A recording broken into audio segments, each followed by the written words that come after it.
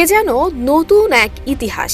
একবারের জন্য ডক্টর মিজানুর রহমান আজহারীর দেখা পেতে সিলেটের এমসি কলেজ মাঠে ছুটে এসেছেন ক্রিকেটার ইমরুল কায়েস এবং মেহেদী হাসান মিরাজ। প্রিয় বক্তার সান্নিধ্য পেয়ে হয়েছেন আবেগ আপ্লুত। তাদের কথোপকথনের একটি ভিডিও এরই মধ্যে ভাইরাল হয়েছে সামাজিক যোগাযোগ মাধ্যমে।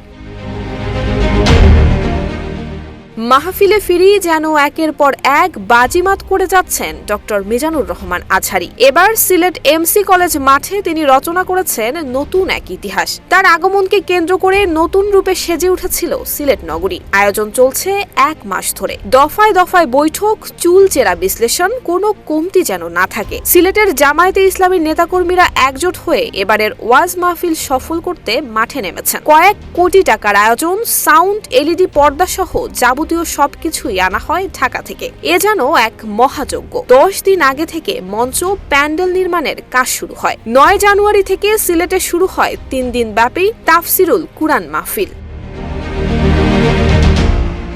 দীর্ঘ 12 বছর পর আঞ্জুমানে খেদমতে কুরআনের আয়োজনে 3 দিন ব্যাপী এই তাফসির মাহফিলে মধ্যমণি হন মিজানুর রহমান আজহারী। এর আগে গ্রেফতার হওয়ার আগ পর্যন্ত এই মাহফিলে টানা 35 বছর বক্তব্য দিয়েছেন মাওলানা দেলোয়ার হোসেন সাইদি। এরপর এলো সেই মাহেন্দ্রক্ষণ।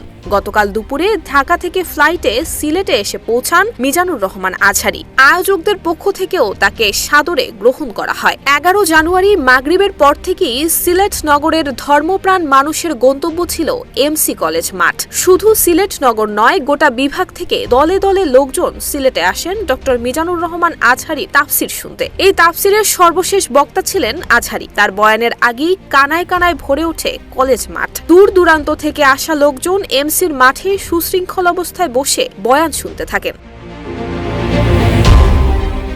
বিগত সরকারের রোষানলে দেশান্তরী হয়েছিলেন তরুণ প্রজন্মের কাছে ব্যাপক জনপ্রিয় মিজানুর রহমান আজহারী। এরপর থেকে আলেম ওলামা এবং মুসল্লিদের কাছে তার জনপ্রিয়তা ক্রমশই বাড়তে থাকে। তার ইচ্ছে ছিল প্রতিটি বিভাগে একটি করে ওয়াজ মাহফিলের আয়োজন করবেন। এবার সেভাবেই আগাচ্ছেন তিনি। সাজানো গোছানো পরিবেশে হচ্ছে মাহফিল, থাকছে আধুনিক প্রযুক্তির ছোঁয়া। সিলেটে ইতিহাস রচনার পর জনপ্রিয় এই বক্তার পরবর্তী গন্তব্য কোথায় হতে পারে তা নিয়ে যেন কৌতূহলের শেষ নেই দেশবাসীর মাঝে। নুসরাত জাহান মেহেক, ঢাকা পোস্ট।